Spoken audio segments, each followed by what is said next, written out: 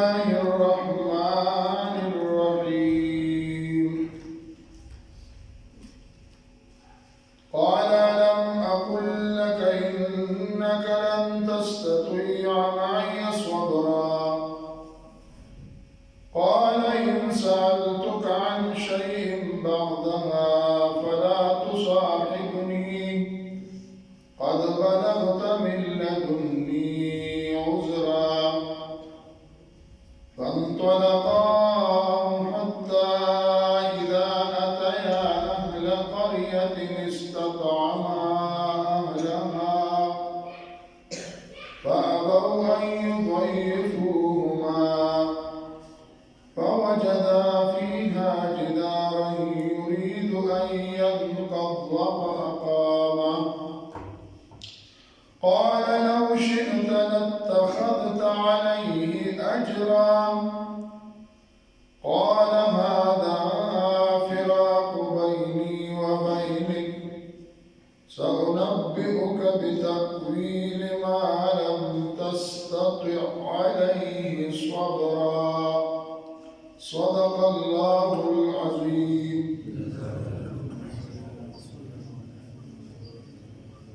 اللهم صل على سيدنا محمد وعلى ال سيدنا محمد في عدد ما يموت وما يسلم. يا الله مهرباني ده وفضل ده او احسان ده چې موږ تاسو ته الله پاک د خپل عظیم کتاب قرآن مجید د شپاړسمې سپارې افتتاح شروع او آغاز نصیب کړو.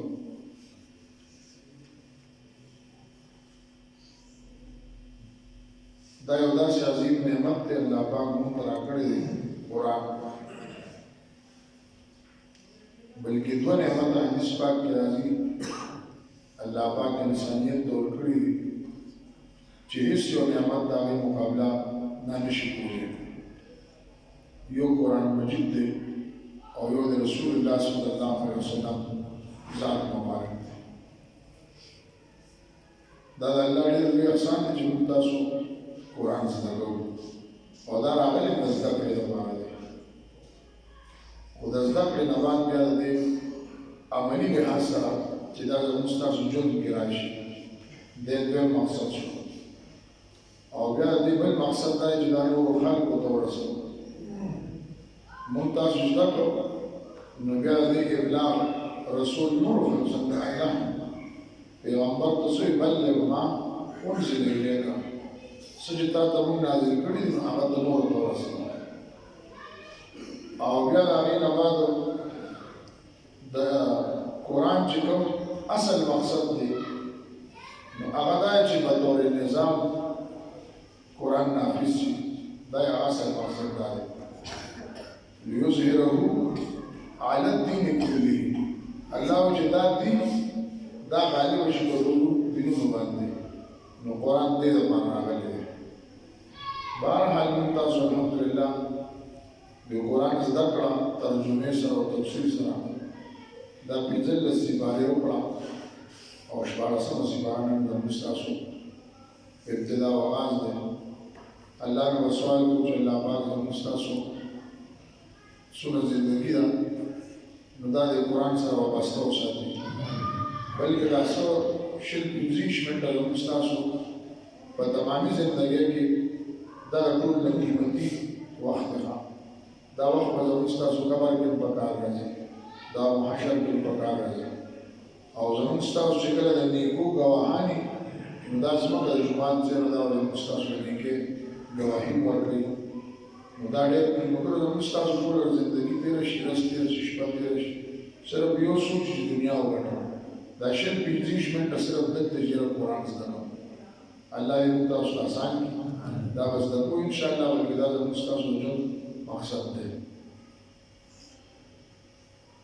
موږ نن تاسو وایو چې علم اقل لک انک لن تستطیع معي صبرا. دې نه مخکې یو اوږده تفصیل تېر شوی دی. یو واقعه واقع تاسو ته ذکر کړي د موسی علیه السلام او خضر علیه السلام. د یو طویل او اوږده کیسه روانه ده او دا څه چل شوي چې دا موسی علیه السلام او دا خضر علیه السلام دواړه څه شو دا ملګري شو د ملګرتیا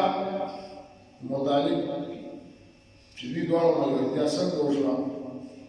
نو د هغې تفصیل حافظ صاحب تقریبا دا ذکر کړي دي خو په هر حال د موسی علیه السلام او د خضر علیه السلام د یو بل سره څه شوي دي ملاقات شوي دي څنګه شوي دي واقعي پس منظر څه چل شوی د موسی علیه السلام په یوه موقع باندې خپل قوم ته خطاب وواضح نصیحت یې وکړ دغه دوران کې چا تپوس وکړو چې په روی زمین باندې په مخ د ځمکه باندې د ستا نه لوی عالم لوی علم والا او یا د ده نسبت نه دی بیان کړی هسې تپوس کوي چې په دې وخت کې د ځمکې د ټول نه لوی علم چا سره لوی عالم څوک دا خبرې زموږ ستاسو ذهن کې وي چې په زمانه کې چې کله پیغمبر موجود وي نو یو خدا چې د ټول نه زیات عقلمند او هوښیار انسان دا څوک دا پیغمبر او چې کله پیغمبر موجود وي نو د پیغمبر نه لوی علم چې نو دا بیا چا سره دا نی بس پیغمبر ته د خدای طرف نه نو د هغې موقع مناسبت سره چې کوم جواب هغه ورکړی نو هغه ټیک جواب دی هغه جواب دا و چې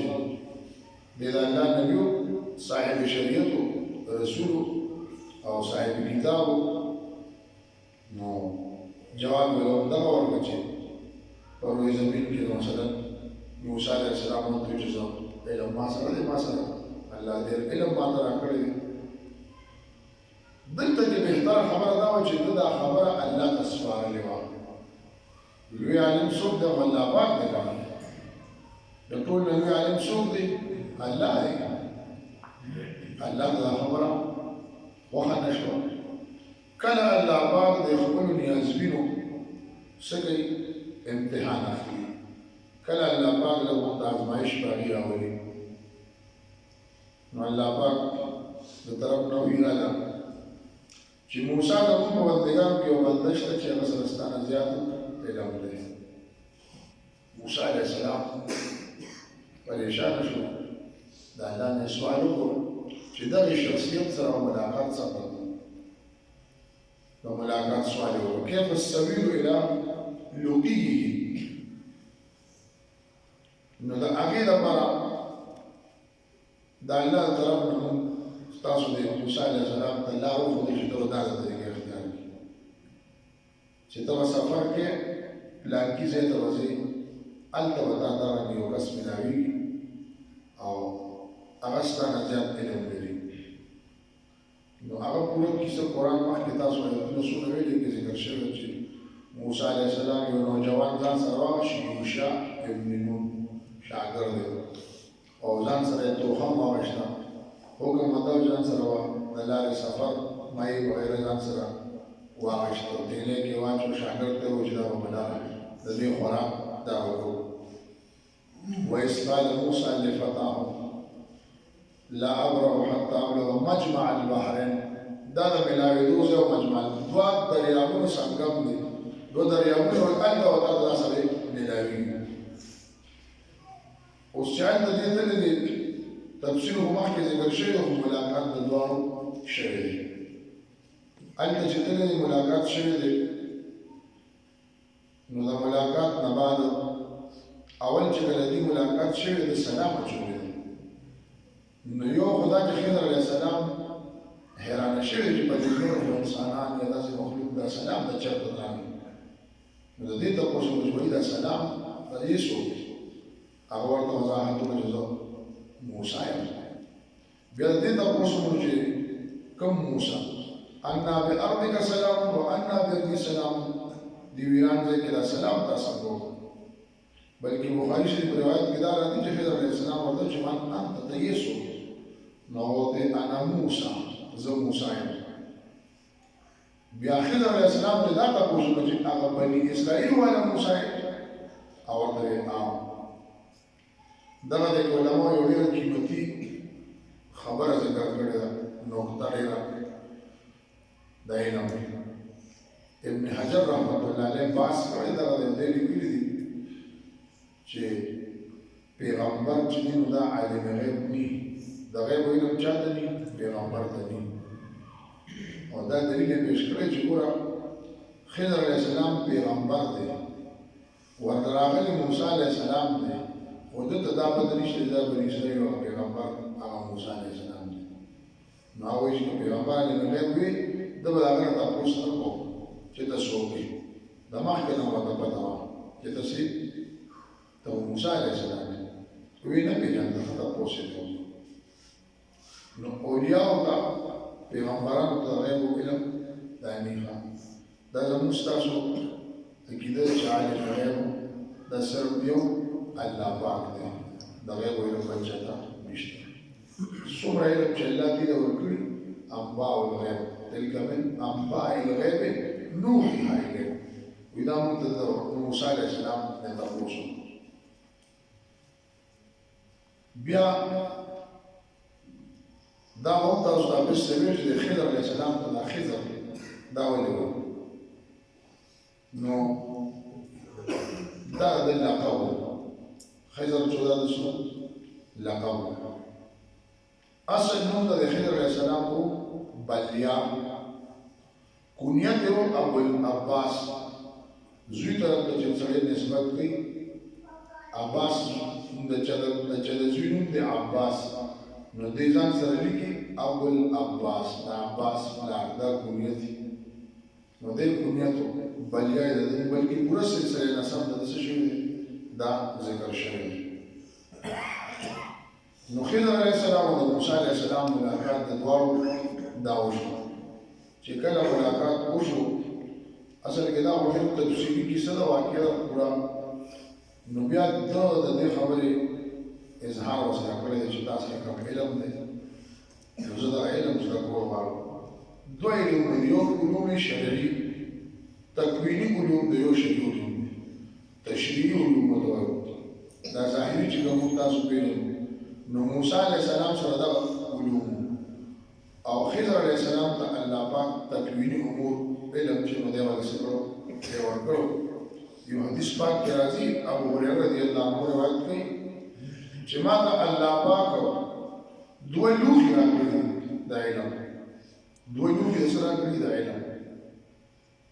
نو یو علم هغه چې هغه خلکو کې خور دا هغې تعلق د عقایدو سره دی د حلالو سره دی د حرامو سره دی د عباداتو سره دی او دغه دویم علم چې کوم الله پاک ما ته راکړی دی نو که چېرې دغه علم زه ښکاره کړم او ظاهر یې کړم خلکو ته لقطع بالعلوم نو دا سټ به کټ شي دا سټ به شي کټ شي ولې دا د خلکو د دسترس نه بهر دی د هغې رسېدلي ته نه کېږي نو څوک به راباندې د کفر فتوا لګي چې ته خو ګډې وډې کله مونږ تاسو ګورو دا صوفیان دا کوم خلک چې فنا فی الله نو هغې داسې خبره وکړي نو بیا خلک څه وکړي لکه دی خو ګډې وډې نو ګډې وډې نه وایي نو څه خبرې داسې چې زموږ ستاسو د عقل رسیه خوا نه کېږي نو مونږ بیا وایو دا دې څه ګډې وډې ونه وایي نو دوه علوم دي نو دلته خضر علیه السلام سره تکویني امور دي شاګردي چې کله بیا دا کوي نو بلا باندې خبرې قرآن پورې ذکر کړي دي موسی علیه السلام با ظاهري حالت ته کتل نو اعتراض به کوي دا څه کوي او خضر علیه السلام وته چې نه کړدا خبره د دواړو ډنډ شوی و چې زه به ستا شاګردي کوم موسی علیه السلام چاته او خضر علیه السلام هغه ورته زما شاګردي به وکړي خو زما شاګردي ډېره ګرانه صبر به نه ونشي صبر به نه ونشي قرآن ډېر تفصیل سره دا واقعه ذکر کړې ده قال له موسی مخکې ویلي هل اتبعك على ان تعلمني مما علمت رشدا دا کوم رشد او هدایت او علم دې ما ته ورانه نو ورته انك لن تستطيع معي صبرا ما سره به صبر وکړي زما شاګردي ډېره ګرانه دغه جواب کوي چې نه ان شاء الله ته ما صابر وي زه ستا شاګرد شاګرد دی خو خامخا استاد راټولم کوي کارېدلم کوي غوسه هم کوي وال ټکول هم کوي نو زه به صبر کوم ولا اعصي لك امرا ستا د حکم به زه چې نافرماني نه کوم ته نو استاد دې شاګرد دی خبره ډنډ شوه نو هغه ورته بیا یو شرط کېښود که چېرې زما شاګردي کول غواړې نو یو شرط به زما دی چې فلا تسألني عن شیء ما نه به تپوسونه نه کوې چې دا یې داسې ولکړو دا یې داسې دا تپوس به زما نه کوې چې ما د خپل ځان نه دي ویلي نو چې ته په ما باندې اعتراض ونه کړو زما نه تپوس ونه کوې نو بیا چې دې کله روان شوي دي نو دې په لاره باندې 3 واقعات راغلي دي یو واقع دا راغلی ده چې قرآن د هغې پوره تفصیل ذکر کوي چې دوی په کښتۍ کې تلل نو هغې ورسره ښېګړه وکړه کښتۍ کې سواره کړل په لاره باندې موسی علیه السلام د زړه ناست دی نو خضر علیه السلام کښتۍ کې یوه تخته ماته کړه نو چې تخته ماته کړه نو هغه به غرقېده وه نو موسی علیه السلام ټینګ نه شو د ظاهري د خلاف خبره ټینګ نو ته ګوره هغه بغیر کرایې راسوړ کړې او دا ولې کښتۍ ماته کړه نو دې ټینګ نه شو دی ولې دا یې ولې ماته کړه حتی اذا رکبوا فی السفینة خرقها نو دې دا یې ماته کړه داسې چې مسلمانان لتور دا خلک راکړې لتغرق اهلها ډېر بدکار دی ماته ته یې نو ویل چې اعتراض ونه کړي موسی علیه السلام ورته یاره بس ویې نه شو بیا به سوال نه کړه بس مؤاخذه یې ونه کړي بیا روان شوي دي په لاره باندې یو بل کیس شوی دی هلکان لوبې کولو خضر علیه السلام دې ورانیولې ده سټې ورته وکړې ده مړ کړی دې بیا نه دی ټینګ شوی بیا قتلت نفسا زکیة بغیر نفس دا دې څوک یو پاکیزه ماشوم هلک دا دې مړ کړی دا خو دې ډېر بد کار وکړه لقد جئت شیئا نکرا دا دې څوک دا نن چې موږ کوم سبق وایو دا قال ألم أقل لك موسی علیہ السلام ته خضر علیہ السلام وی ألم أقل لك تا دا ما نو ویلې إنك لن تستطيع معي صبرا چې صبر به نه ونشي زما شاګردي ډېر ګران کار دی هسې مستقل شاګردي دا ګران کار دی که نه صبر خو پکې پکار دی موږ ته چې سکول ته ځو د استاد شاګردي ته نو وایي ټکولي رټلي دا بلا ډېرې خبرې ورسره کړه شاګردي خو ګران کار دی خو بیا چې سړی صحیح شاګردي وکړي نو استاد ته بیا جوړ شي جوړ دی نه شي نو صحیح شاګردي وکړي نو هلک د صحیح شاګردي استاد شو د صبر نه کړی شو او ورته تا ته ما ویلي کړه چې سوال ونه کړي د سوال موسی علیه السلام ته دې وایي چې سوال خو یې وکړو خو داسې چل دی چې زه یو خضر علیه السلام ته موسی علیه السلام یو چانس راکړه بیا داسې رانه کېږي ألم أقل لك إنك لن تستطيع معي صبرا دې ورته إن سألتك عن شيء بعدها استاد دې نه پس مې نه سوال وکړو نو فلا تصاحبني بیا مالا سره خپل ملګرتیا کې مسله ده بیا به خپله کړه ولاړم قد بلغت من لدني عذرا تاکي سره ما طرف نه عذر به تا ته رسېدلی څه مطلب بس حجت تمام شوی دی بیا مې په جداګۍ استاد یو سړی مې کلاس کې مې نه پرېږدي نو بس خیر دی موږ وکړل یو چانس ولا بل ورکړه نو چانس ولا خلک ورکړي خو چې کله بلکل پوه شي بس باید دې چلېدو نه دی وځي نه کوي نو یو پخوا استادان او سړی څنګه چې نه وپوهېدو وي ته باچا شوي شاته کښېنه نو وروسته بس ناست نو بیا باچا و داسې نو هغه به ټول عمر لا ولاړ نو ټکې به یې زده نه کړي هسې مستعدې شاګردۍ کې د ټول نه لوی خبره څه ده دا ادب دی با ادب با نصیب بے ادب بے نصیب کوم سړي چې ادب او احترام کړی د خدای پاک ډېر څه ورکړي او چا چې بې ادبي کړې ده موږ تاسو به کتلي خاص کړه د استاد بلا ډېر دلایل شواهد او قرائن موجود دي چې هغه سړي د ښې ورځې مخ نه دي لیدلي چې چا چې د استاد څه کړې ده بې ادبي کړې ده دا خو خیر پیغمبران دواړه خپل منځ کې دیو بې ادبي نه کوله خو دوه علوم یو ظاهري علوم او بل تکویني علوم دواړه جدا جدا نو برداشت به نه کېده نو موسی علیه السلام به فورا اعتراض وکړي دا داسې نه دا خو دې سړي نه سټو دا خو دې کښتۍ ماته کړه نو دې ځای چې دا کوم سوال به وکړو نو به دلته ورته ووایو یو مې راخو سوال شوی دی موسی علیه السلام لومړی سوال کړو ایره باندې خبره ده ایره نه سوال یې کړو او دویم سوال یې چې وکړو بیا و چې بیا به داسې نه کوم بیا مې جدا کړ او دا دریم سوال چې بیا کړی دی بالکل د جدایۍ په نیت باندې کړی چې بس یاره دې اوس سره وخت اوس نور نه تېرېږي دې جدایۍ په نیت کړی بهرحال فانطلقا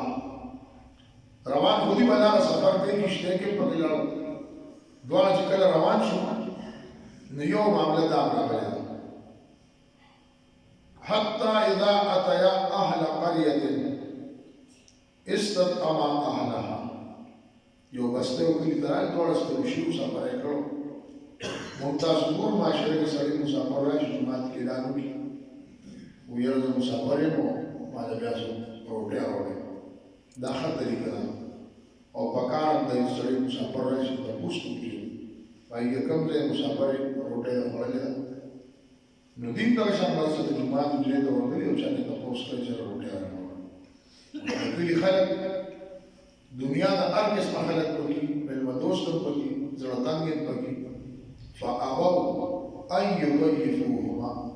کلیوالو انکار کړی دی دواړو د مېلمستیا نه چې ستاسو د تبصرو ورنه بس په مېلمانه به راخطایي انکار وکړ معزز مسافرو مېلمانو ډېر بد سلوک یې ورسره وکړ نو د دې دا بد سلوک د هغوی په کمینه کېدو باندې سړی دلالت کوي دا خبره ده کمینه لفظ څه نه ده خو دا چې ذات یا نسل سره نه دا اخلاقو نه ظاهري یو سړی د اوچت ذات سره د هغه هم داسې بې اخلاقو ورته کم کوسکار کړي او کمزور نه کړي خو دې چې دا کار وکړي نو ښه ونه نشته یې ګوټه وټه نشته ټول خلک داسې د کلي والا نه دا یو نیم کس پکې داسې ښه و تفسیر روایاتو کې راځي چې دې کې یو زنانه وه هغې د مېلمنو د خوراک پیشکش وکړه چې زه تاسو نه د روټۍ خوراک دا وړاندې کوو او بیا دغې بزرګانو د دغې ښځې په حق کې دعا وکړه هسې عام زموږ د دین اصول هم دا دي حدیث پاک کې من کان یؤمن بالله والیوم الاخر فلیکرم ضیفه څوک چې د الله په ذات ایمان لري او څوک چې په آخرت باندې ایمان لري ډېر د خپل مېلمه اکرام او عزت کوي دا موږ ته پیغمبر صلی الله علیه وسلم ویلي الحمدلله زموږ ستاسو دین دومره کامل او مکمل دین دی چې دې کې هره خبره موجوده ده دا د قرآن برکت چې موږ دې د کینو پنځلس سپارې ووایو الحمدلله د ډېرو خبرو نه موږ تاسو شو خبر شوي سړي ته پته نه دا موږ څنګه کوو دا تلاوت څنګه کوو تش ډک رکعت څنګه کوو مانځه کې وسونه سبب کوي مصیبت مخکې رسو شي نو دې قرآن کې دا چې موږ دا ترجمه کوو نو دې سره سره دا ټولې خبرې مخته راځي تاسو ته کول هم پکار دي موږ تاسو څو خط راولېږي د بار لیټر راشي دې بس نو موږ په انګریزي نه پوهېږو نو کلي کې ګرځو که نه ګرځو چېرته دا وړي چې بس په لیټر کال راغلی په دې موږ چې دا اصلي دا تاریخ سره ګرځو ویزه دا بل څه شي نه پوهېږو چا پسې اوس دنیایي فایدې دپاره دومره عظیم خط خدای پاک رالېږلی موږ تاسو ته چېرته دا فکر زموږ راشي چې دا خط راوالی دومره لوی دا دېرش سپارې او دا چا پسې یو څه متکیه چې وایي دا خدای څه رالېږي دا راته وښایي دې کې خدای پاک زموږ څه مطالعه وکړي دا زموږ ستاسو د آخرت د سمېدو د دنیا د سمېدو خط ته دا زده کول پکار دي دیو جن امام جساس فرمایي رحمت الله علیه د ماشوموالي نه به دا څوک چې کله ماشوم په خبر باندې پوه شي زده کړه کولی شي نو د ده لپاره به ټول روپۍ د قرآن د استاد التزام کوي چې زده کړه چې ته قرآن ووایې دا دومره اهم کتاب دی دا د هدایت کتاب دی ذلک الکتاب لا ریب فیه مثال کې موږ ویلو که نه موږ وایو خدایه موږ ته صراط المستقیم وښیه اهدنا الصراط المستقیم الله پاک وایي ګرانه نه ده الف لام میم ذلک الکتاب دا کتاب دا صراط المستقیم دیو جن حدیث کې مرادي رسول الله صلی الله علیه وسلم فرمایي دوه څیزونه ما تاسو ته پرېښي تاسو به چېرې ګمراه نه شئ که چېرې په هغې ومنګولې کلک ولګولې کتاب الله و سنت یو زما کتاب دی د الله کتاب دی قرآن دی او یو زما سنت دی ژوند کې چې ته خوشحالي غواړې او په ژوند کې چې ته اطمینان غواړې خپل تعلق د قرآن سره قایم کړه بلکې که ته خدای پاک ته نږدې کېدل غواړې د قرآن تلاوت شروع غالبا د امام مالک باره کې راځي چې د الله پاک دیدار خوب کې ملاقات 200 پیرونه زیات یا دومره شوي دي. تپوس ترې وشو چې دا به څه کمال دی، وایي دا قرآن ته تلاوت کوي. نو موږ تاسو ته پکار چې خپله مشغله دا قرآن تلاوت کوو، بلکې یو حصه داسې کې وباسو چې دې کې نور کارونه کوو، هر څه له به ټایم ټیبل ورکړي چې دا به غم لرم، دا به خدای لرم، دا به دای، دا به یوټي، نو دا قرآن به هم نږدې راوټیم ورکړو. سړی چې ډېر زیاته خبرې تجربه وکړي تاسو او قرآن نواله لږ تلاوت وکړو، د زړه دنیا به داسې شي راوبدلی شي. او حقیقت هم دا چې قرآن د زړه دنیا څه کوي، دا بدلوي. د دې ښکاره نمونه د عمر رضی الله عنه واقعه ده. تورې اریس ته وکړه او پروګرام یې دا و چې زه به د رسول الله صلی الله علیه وسلم نه سر قلم کوم او لاړ چا ورته بلا کې څه کوي، پیغمبر ته ورشه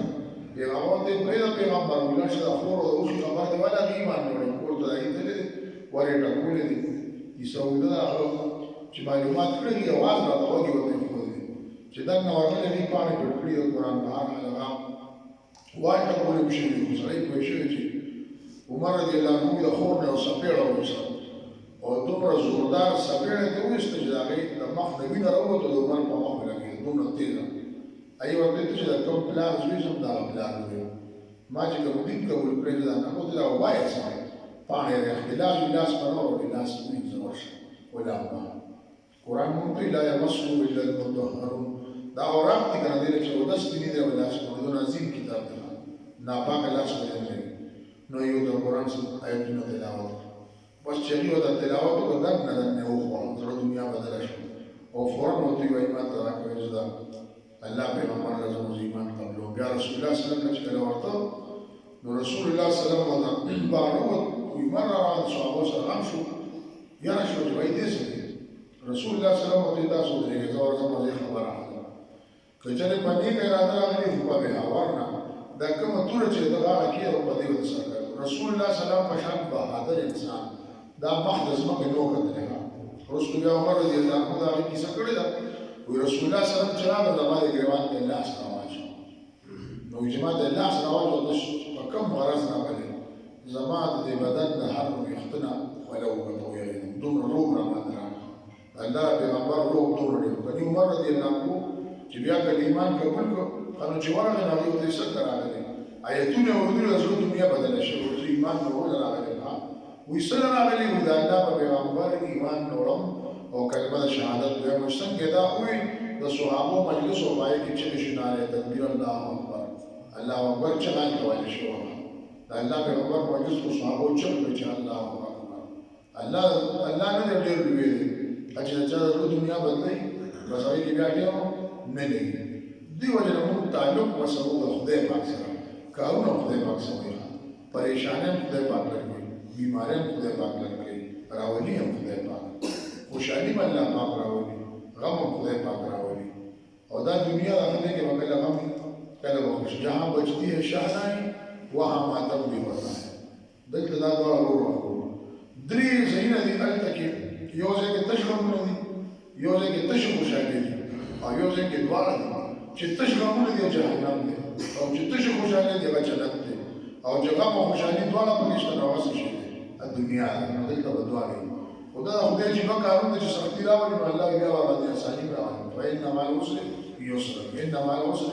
يسرا. بهرحال دعا استاد او شاګرد خبرې کوي، کلي باندې ولاړ او بیا مېلمستیا وکړه. فابوا ان يضيفوه. ګوره دونه غلط کار یې کړی چې تر قیامته پورې ودې یادېږي چې انتاکي ښاروله مېلمستیا نه ده کړې. نو هسې موږ تاسو مګر خیال نه وي سړی چې لږ شو څوک مېلمستیا ونه کړي نو بیا ورپونه دا نه دي، دا بېکاره خلک دي، دا پلانکي کلي والا یاره دا ډېر نران خلک دي. نو هغې مېلمستیا نه وکړه، غالبا د عمر رضی الله عنه زمانه و، د دې کلي څه مشران راغلل،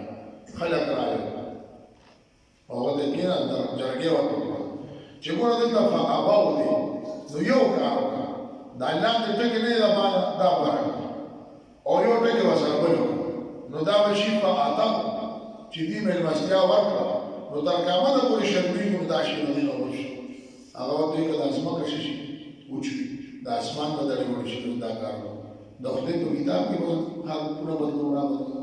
هغې جرګه کړه چې زموږ دا دې شي دی غم خلاص کړه، ټول عمر به موږ شرمېږو چې دې مېلمستیا نه وکړه.